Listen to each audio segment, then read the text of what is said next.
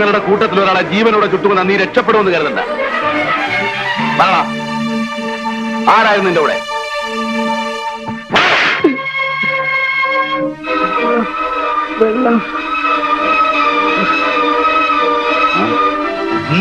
വെള്ളം ചോദിച്ചു. തിരുവന വയ്ക്കോളൂ. വേണ്ട, ഞാൻ ഒഴിച്ചു തരണ.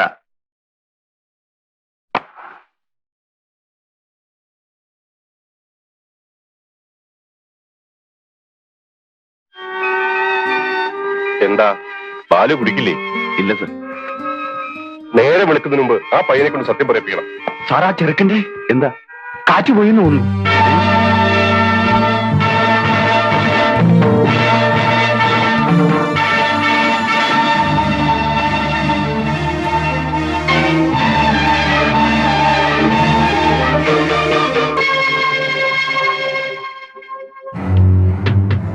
എങ്ങനെ ചത്തതായാലും പോലീസുകാർ തല്ലിക്കൊന്നതിന് നാട്ടുകാർ ധരിക്കും.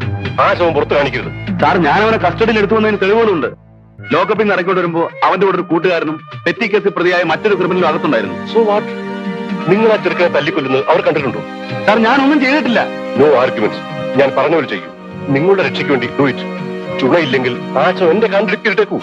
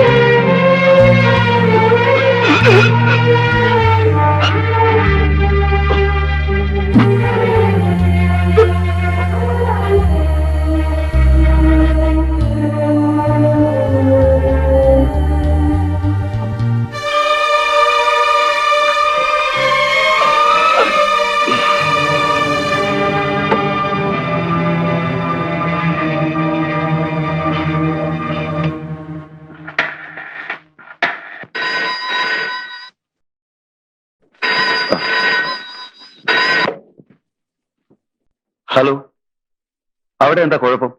ഞാൻ ഈ വീട്ടിൽ താമസിക്കില്ല. നേരം വെളുക്കട്ടു, വഴി ഉണ്ടാക്കാം. അലക്, എടാ അലക്.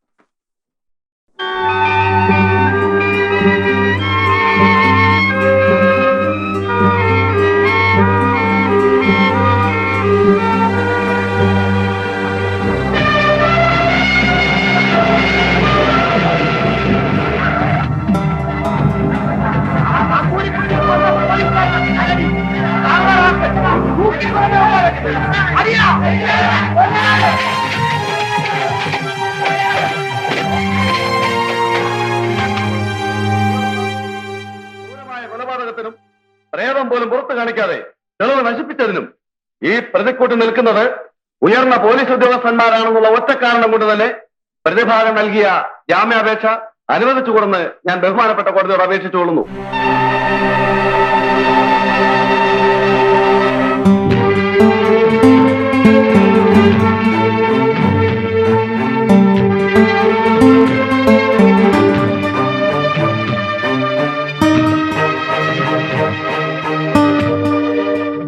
കേസിനെ കുറിച്ച് നിങ്ങൾ ഭയപ്പെടണ്ട. അറ്റ് എനി കോസ്റ്റ് നിങ്ങൾ ഉടനെ ജാമ്യത്തിൽ നിൽക്കും. ഓക്കെ?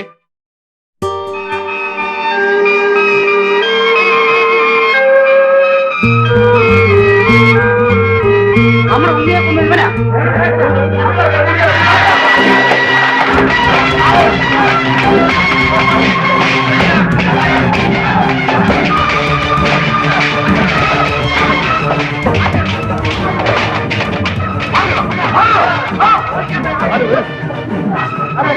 ബാലു, ഈ സിറ്റിയിൽ വെച്ച് പട്ടിയെപ്പോലെ നിന്നെ തല്ലിക്കൊല്ലുന്ന ആളാണ് ഞങ്ങൾക്ക് വയ്യ. ഒരിക്കൽ നീ ഈ കാക്കി ഉടുപ്പിട്ട് നടന്നവനല്ലേ, അതുകൊണ്ട് ഇനി ഞങ്ങളെ നാണക്കെടുത്ത് അർപ്പിക്കൂ. എവിടേക്കെങ്കിലും വയ്ക്കോ.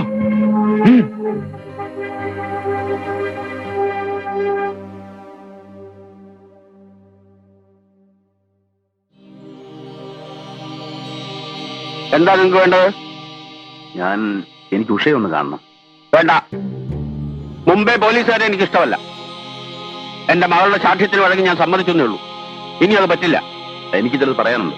കേൾക്കണ്ട. മേലാൽ അവളെ അന്വേഷിച്ച് നിങ്ങൾ ഈ വീട്ടിൽ വന്നു പോരും. ആ ബന്ധം നടക്കില്ല. നടക്കും സാർ.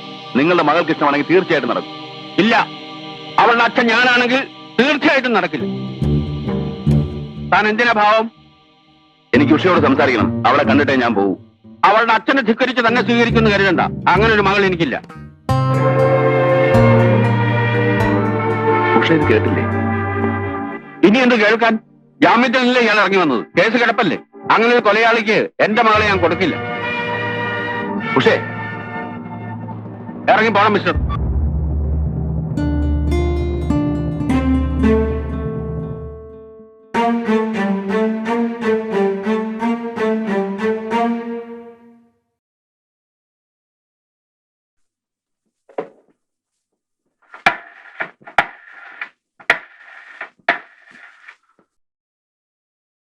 എടാ, നീ വിശ്വസിച്ചാലും ഇല്ലെങ്കിലും ശരി, ഞാൻ ഒരു കുറ്റവും ചെയ്തിട്ടില്ല.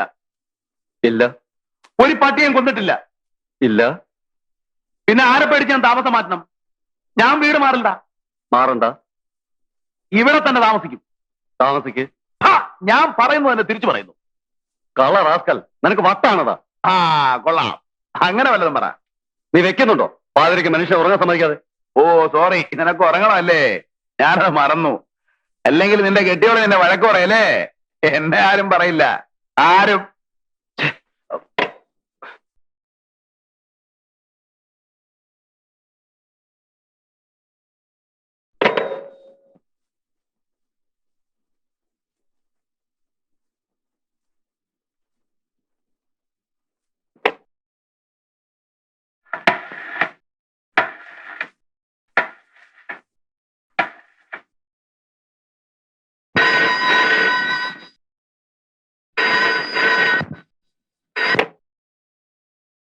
ഹലോ, യെസ്, ആരാ? നിന്റെ തന്ത. എന്തായി പറയുന്നത്? ഇപ്പോഴോ? ആരാ ചേച്ചി? അത് ജ്യോതി പോയി കിടന്നോളൂ. ഇവിടെ എന്താ കുഴപ്പം? എനിക്കറിയാം. ആ ഇല്ലത്തിന്റെ അടുത്തുള്ള വീടല്ലേ? ഞാൻ വരില്ല. ഇതിനേക്കാൾ നാറിയ തേർഡ് റേറ്റ് ലോഡ്ജ് മുറി നിന്നെ ഞാൻ കൊണ്ടുപോയിട്ടുള്ളോടി. വേണ്ട, ഒരു എക്സ്ക്യൂസ് എനിക്ക് കേൾക്കണ്ട. എടി, എനിക്ക് കേൾക്കണ്ടെന്ന്. മാറി.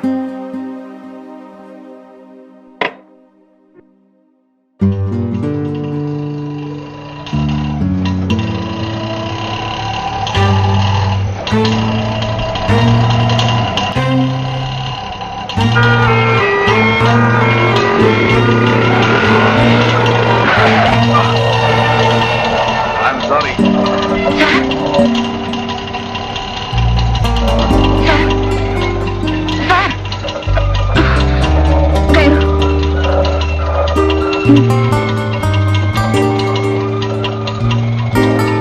വണ്ടി വിടൂ.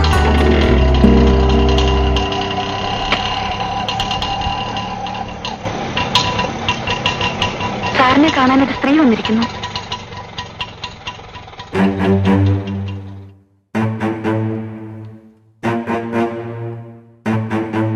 ഇതാണോ എന്നെ കാണാമെന്ന സ്ത്രീ?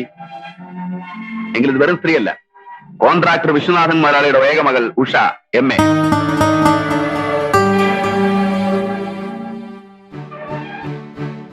ഇനി ഇവിടെ പരിചയപ്പെടുത്താം. സീത. നാട്ടുകാരും വീട്ടുകാരും വെറുത്ത, സ്നേഹിച്ച പെണ്ണുപോലും ഉപേക്ഷിച്ച ഈ കൊലയാളിയെ ഇവൾ സ്വീകരിച്ചു. കിടക്കാനൊരുടം തന്നു. പിന്നെ പിന്നെ എല്ലാം തന്നു.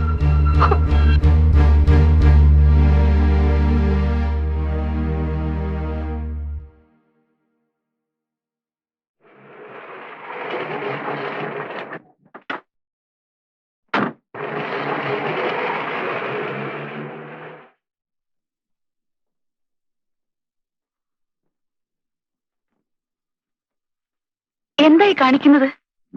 രാത്രി മുഴുവൻ കുടിച്ചുല്ലേ? ഉറങ്ങാതെ. ഉറങ്ങാനാടി നിന്നെ വിളിച്ചത്? എന്നെ ഉറക്കാൻ. വാ. വാതിലടയ്ക്കണ്ടേ? വേണ്ട. പുറത്തൊരാളിരിക്കുന്നു.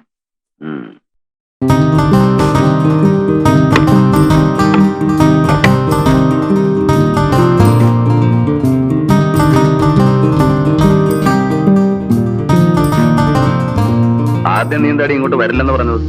അതെ, ആ ഇല്ലം അവിടെയുള്ളവരെല്ലാം എനിക്കറിയാം. അവര് കാണ്ടാച്ചിട്ടാ. ഓ, എന്താടി കണ്ടാല്? നാണവും മാനവും കണ്ട നിനക്ക് പേടിയോ? സാറിന് മനസ്സിലാവില്ല. ജാതിയിൽ താഴെയാണെങ്കിലും മുമ്പ് ആ ഇല്ലത്തെ ഒരംഗം പോലെ കഴിഞ്ഞവളാ ഞാൻ.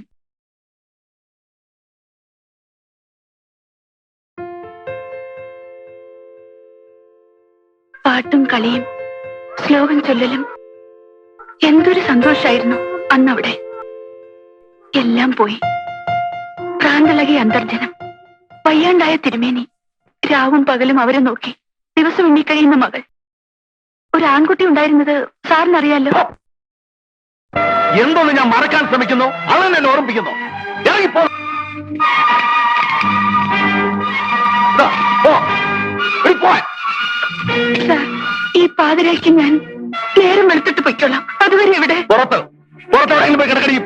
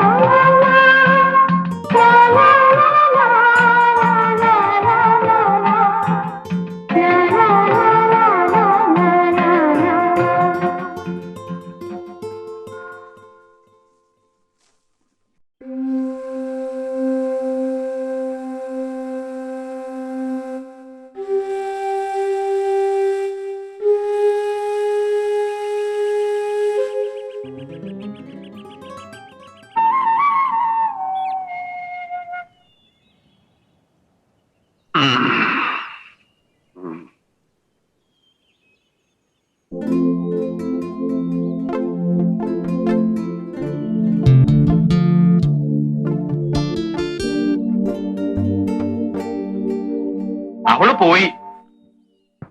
ഇവിടെ നിന്നാ കുളിച്ചു മാറിയത്. ആളുകൾ പറയണത് വെറുതെ അല്ല കേട്ടോ. അവള് പിഴയാ, പോലീസ് സേവക്കാരിയാ. പാട്ടി. ഒരപേക്ഷയുണ്ട്. തനിച്ചാവുമ്പോ എന്താ അച്ഛാ വിളിച്ചോളൂ, പട്ടിയെന്നോ പൂച്ചയെന്നോ. പക്ഷേ ആളുകളുടെ മുമ്പിന്ന് തിരുമേനിന്ന് എന്നെ വിളിക്കണം കേട്ടോ. തന്റെ മേനി കണ്ട അങ്ങനെ തോന്നണ്ടേ? കഷ്ടാണേ. എപ്പോഴാ അവിടെ പോയത്? ഇപ്പോ ഇല്ലത്തേക്കാ. രാധയുടെ പഴയ കൂട്ടുകാരിയല്ലേ. അവിടെ നിന്ന് ഡാൻസ് പഠിച്ചിരുന്നു മുമ്പ്. രാധ.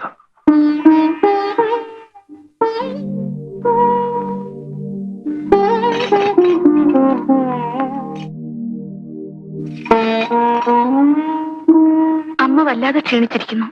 എന്താ ചെയ്യാ? ആശുപത്രി കൊണ്ടുപോയിട്ട് കാര്യമില്ല. അവർ തച്ചു കൊല്ലേ ഉള്ളൂ. എപ്പോഴെങ്കിലും ഒന്ന് അഴിച്ചുവിട്ടാൽ വെട്ടുകത്തി എടുത്ത് പുറത്തേക്ക് ഓടും. കൊല്ലും എന്ന് പറഞ്ഞു. അച്ഛൻ തിരുമേനി എവിടെ? വക്കീലിനെ കാണാൻ പോയി. കഴിഞ്ഞില്ലേ കേസ്? ഇല്ല, ഇനിയും കോടതി ഉണ്ടല്ലോ. എന്റെ അനിയനെ കൊന്നവരെ അങ്ങനെ വിടില്ല. എല്ലാം വിറ്റ് നശിച്ചാലും. ആ, അതിരിക്കട്ടെ. സീത ഉടനെ ഇത്ര കാലത്ത്? ഞാൻ അമ്പലത്തിൽ പോയിരുന്നു. ഇരിക്കെ, ഞാൻ കാപ്പി ഇട്ടുകൊണ്ട് വരാം. എനിക്കൊന്നും വേണ്ട. എത്ര കാലമായിട്ട് കണ്ടിട്ട്? ഞാൻ പെട്ടെന്ന് വരാം.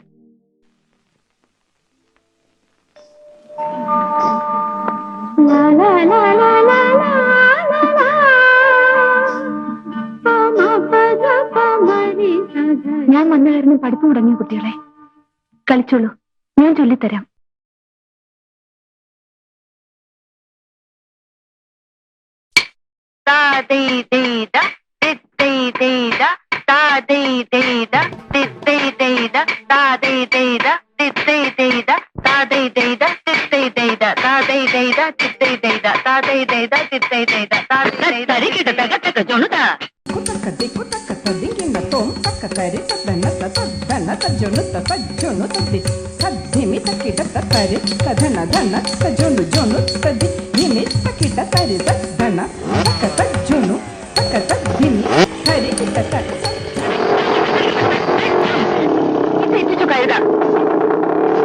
വായിക്ക്, ഇനി ഇവൻ കൊട്ടിയാൽ ശരിയാവില്ല. വന്നിരിക്കുന്ന കൂട്ടുകാരൻ ചെല്ല്.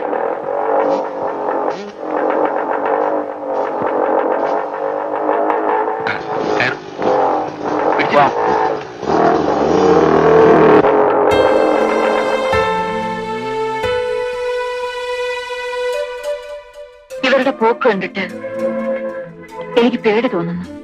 കുട്ടികളാവുമ്പോ ഇത്തിരി കുസൃതിയൊക്കെ വേണ്ടേ? ഇത് കുസൃതിയല്ല. നീ കരയാണോ? വെറുതെ ഓരോന്ന് ഓർത്തിട്ടാ. അങ്ങനെ മറക്കാൻ പറ്റുമോ സേറ്റ്? എനിക്ക് എന്റെ ഉണ്ണിയെ, എന്റെ അനിയനെ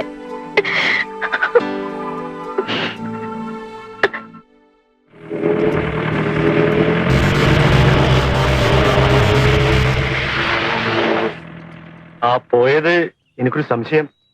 സംശയിക്കേണ്ട വാസു, ബലറാം സാർ തന്നെ കരടി പിടിക്കുമോ നമ്മളെ?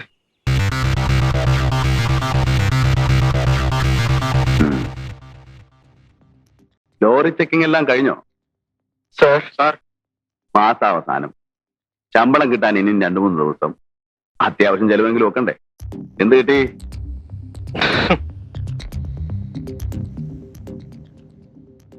എന്താ തന്റെ പേര്?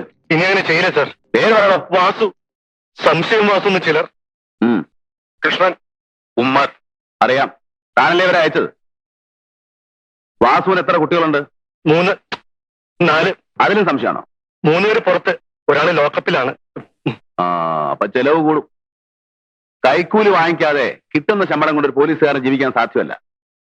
എടോ, കൊള്ളയടിക്കണമെങ്കിൽ പഴയ കായങ്ങളും കൊച്ചുണ്ടി പോലെ വേണം.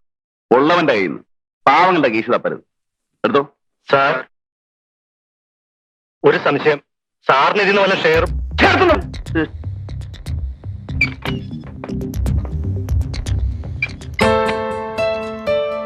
വത്സല എല്ലാം നോക്കിക്കൊള്ളണേ. ഇനി എന്റെ ഗുമസ്തനെ കണ്ടാ മതി. മോന് നല്ല പനിയുണ്ട്. അതിന് ഞാൻ ഡോക്ടറല്ലല്ലോ. വൈകിട്ട് കോളേജ് വിട്ട് വരില്ലേ, കൊണ്ടുപോയി കാണിക്കാരെന്ന് വെച്ചാൽ. ഉഷേ, നീ അച്ഛനെ എഴുതിയില്ലേ? താമസിച്ചാൽ വസ്തു വേറെ ആണുങ്ങൾ വാങ്ങിക്കും. എന്റെ കക്ഷികളായതുകൊണ്ടാണ് വില കുറച്ച് തരുന്നത്. ഒരു ഡിസ്പ്യൂട്ടുള്ള എസ്റ്റേറ്റ് ആണ്, ചുളു വിലക്ക് കിട്ടും. തൽക്കാലം ഒരു 3 ലക്ഷമെങ്കിലും അച്ഛനോട് വാങ്ങിക്കേ, ബാക്കി ഞാൻ ഒപ്പിച്ചോളാം. നിങ്ങൾ തന്നെ ചോദിച്ചോളൂ, എനിക്ക് കഴിയില്ല. നിങ്ങളെന്നെ ക്വാർട്ടേഴ്സിൽ തിരക്കെന്ന് പറഞ്ഞു. ഇരിക്കൂ. അത്യാവശ്യ കാര്യമാണെന്ന് ആ തിരുമേനിയാ പറഞ്ഞു. ഉവ്വ്, നമ്മൾ തമ്മിൽ കണ്ടിട്ടുള്ളത് കോടതിയിൽ വെച്ചാണ്. പിന്നെ ഇന്നലെ ഇവിടത്തെ ബഹളത്തിനിടയ്ക്ക് ഒന്നും ചോദിക്കാൻ പറ്റിയില്ല. പറയൂ, എന്താ വേണ്ടത്? മടിക്കണ്ട, എന്നാൽ കഴിയുന്ന എന്ത് സഹായവും. അച്ഛാ, എന്തിനാ മനുഷ്യരോടെ കയറ്റിയത്? അരുത് മിസ്റ്റർ നമ്പൂതിരി, ഞാൻ പോകുന്നു. അവൾ പറഞ്ഞ കാര്യമാക്കിയെടുത്ത ഇതുവരെ ഞാൻ അനുഭവിച്ച വേദനയിലധികം ദൈവം ഒരാൾക്കും കൊടുക്കില്ലെന്ന് കരുതിയവളാ ഞാൻ. പിന്നെയും ഏതൊരു മനുഷ്യനെ ഞാൻ കൂടുതൽ വെറുത്തുവോ എന്നും അയാളുടെ മുഖം തന്നെ കാണേണ്ട ഗതികാരാണ് എനിക്ക് വിധിച്ചത്. മോളെ കൊണ്ട് പറയിപ്പിക്കാനാണ് എന്നെ തിരക്ക് അങ്ങോട്ട് വന്നത്. ക്ഷമിക്കണം സാർ, ക്ഷാമമുണ്ടരുത്. എന്നെ അനുസരിക്കില്ലെന്നായോ നീ? എനിക്ക് പറ്റൂ സാർ. ഞാനൊരു സഹായം ചോദിക്കുകയായിരുന്നു. വേദജ്ഞർ കൽപ്പിച്ച കർമാനുഷ്ഠാനങ്ങളിൽ വിശ്വസിക്കുന്നവനാണ് ഞാൻ. ഋതുക്കായിട്ടല്ല, ഒരു സാധു ബ്രാഹ്മണനായിട്ട്. പറഞ്ഞാൽ ദേഹി ഒടിഞ്ഞ ദേഹത്തെ എങ്ങനെയും നശിപ്പിക്കാം. ജഡത്തിന് അരണികടഞ്ഞാളിച്ച അഗ്നിയും അടുമരം കത്തിച്ച തീയും ഈ മണ്ണും തീർത്ഥവും ചളിക്കുണ്ടും ഒക്കെ ഒരുപോലെയാണ്. എന്നാൽ ദേഹം വെടിഞ്ഞ ആത്മാവിന് മുക്തി നേടാൻ ഇഹത്തിൽ ജീവിച്ചിരിക്കുന്നവർ കർമ്മങ്ങൾ ചെയ്യണം. ഈ സാധു ബ്രാഹ്മണൻ സാറിനോട് യാചിക്കുന്ന ഭിക്ഷ അതാണ്. എന്റെ മകന്റെ ആത്മാവ് ഗതി കിട്ടാതെ അറിയാതിരിക്കാൻ അന്ത്യകർമ്മങ്ങൾ ചെയ്യണം. പറയൂ സാർ, എവിടെയാണ് അവന്റെ ദേഹം നശിപ്പിച്ചത്? എനിക്കറിയില്ല. എവിടെയാണ് അവന്റെ അവശിഷ്ടങ്ങളുള്ളത്? ഒരു കരുണ അസ്ഥിയോ, ഒരു തുള്ളി ചാരുപോത്താനും എന്നോട് ചോദിക്കരുത്. ഇല്ലെങ്കിൽ ഈ മുട്ടന്റെ ശാപം തനിക്ക് കേൾക്കും. താനും തന്റെ കുടുംബവും മുടിയും. ഇയാളൊരു പുല്ല് കളിക്കാറില്ല. അവനെ ചുട്ടതും കരിച്ചതും കയത്തിൽ കെട്ടി താഴ്ത്തതും ഞാനല്ല.